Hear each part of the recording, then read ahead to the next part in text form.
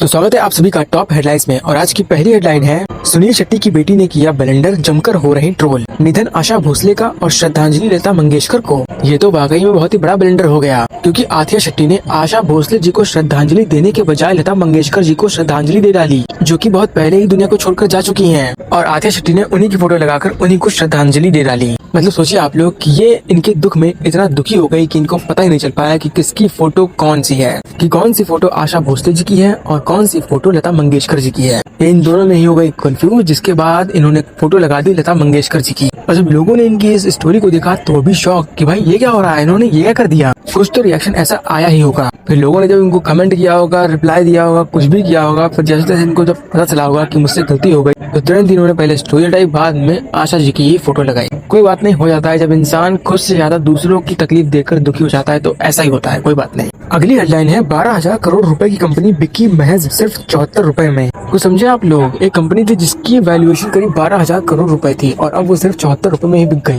सोचो कितना लॉस होगा, कितना कितना कितना ज्यादा। और जिनकी ये कंपनी थी, जिन्होंने इतना बड़ा अंपायर खड़ा किया, अपनी कंपनी को इतनी ज्यादा वैल्यूएशन पे ले गए, वो कोई साधारण इंसान नहीं थे। उनको पद्मश्री अवार्ड से सम्मानित भी किया गया था और उनका नाम है बी आर शेट्टी। पता नहीं कितना टाइम लगा होगा इतनी ऊंचाई तक पहुंचने में, इतने अर्श तक पहुंचने में, लेकिन आज देखो कैसे एक झटके में ही फर्श पर पहुंच गए, कुछ भी पता नहीं चल पाया। इनकी जितनी भी संपत्तियां थी सब कुछ जब्त कर ली गई हैं और अभी भी हो रही हैं, जांच चल रही है। और उनकी जो कंपनी थी अब तो खैर उसका मालिक कोई और है। अगली हेडलाइन है, अब भारत में ही बनेंगे लड़ाकू विमानों के दमदार इंजन, यूएस से हुई डील। ये यहाँ पर एक अच्छी चीज हुई है इतने टाइम के बाद, क्योंकि इंडिया को काफी दिक्कत होती थी, काफी डिफिकल्टी होती थी फाइटर जेट का इंजन बनाने में। लेकिन अब जब ये डील साइन हो गई है तो इंडिया को बहुत मदद मिलेगी, बहुत कुछ सीखने को मिलेगा इंजन फाइटर जेट के बनाने में। क्योंकि इंडिया बाकी सारी चीजें तो बना लेता था, लेकिन सिर्फ इंजन बनाने में ही थोड़ी उसको दिक्कत होती थी। और अब जब डील साइन हो गई है तो इंडिया बेखौफ होकर अच्छी अच्छी टेक्नोलॉजी सीखेगा और फाइटर जेट के दमदार इंजन बनाएगा। ये डील लगभग हो गई है और जल्द ही देश में इसका प्लांट भी लगेगा, जिससे फिर काफी सारे लोगों को काम वगैरह भी मिलेगा।